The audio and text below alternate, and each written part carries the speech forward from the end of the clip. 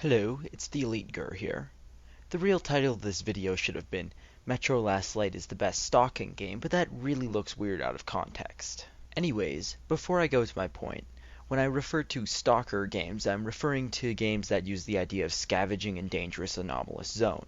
Namely, I'm referring to STALKER, the acronym, but the idea traces all the way back to the Russian sci-fi novel Roadside Picnic, which was released at the end of the Cold War, which evolved into a movie called STALKER in 1979, from which came the game series that we all love and know.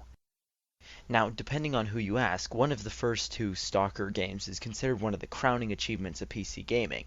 However, the mechanics don't really mirror the important concepts in Roadside Picnic, the original progenitor of the whole nuclear wasteland concept. Not to diss the games at all, but the world structure just isn't the same. It's more like an Elder Scrolls game. It's more about a pilgrimage around the zone, pawning off or absorbing your swag, which is the actual term used in the book, in order to survive ever deadlier areas. Now don't get me wrong, it's a great structure, but it's not really true to the original concept. In the original content, book, movie, whatever you prefer, it was more about focused, panicked forays into the zone and the heart of darkness, past military, saddened family members, and whatever horrors the alien campsite has coughed up on that day.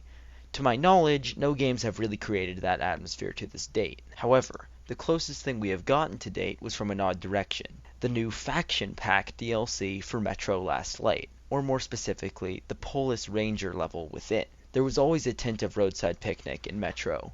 The book took some influences from it, and the game even had a direct reference to it. This new DLC, moreover, took the gameplay in a totally new direction. The Metro games were always a bit linear, so this was kind of unexpected.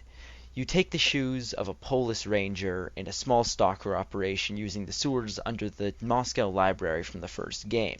Your job is to scour the old library for swag from the old world, the big golden MacGuffin being the map of the secret metro. In terms of gameplay, for starts, it's totally non-linear. I ended up skipping all of the extra items and going straight for the golden MacGuffin. And also, you have to pay for all of your equipment in cold hard MGR that you hauled back from the surface in the form of artifacts. But it's also not non-linear in the Metroidvania sense. You don't need to get X item to unlock Y door. Your limits are pretty much your cargo space, your nerves, because it's very scary, your ammo, and the slowly ticking death clock of gas mask filters that you have to pay for. As you progress through the library, you unlock doors from the inside back into the sewers, so you're able to get back to the Stalker's cave more easily with less of a mad dash. I could go on about the mechanics all day. The thing is that it channels the right feelings of a Roadside Picnic game very well for the low-budget one-off that it is.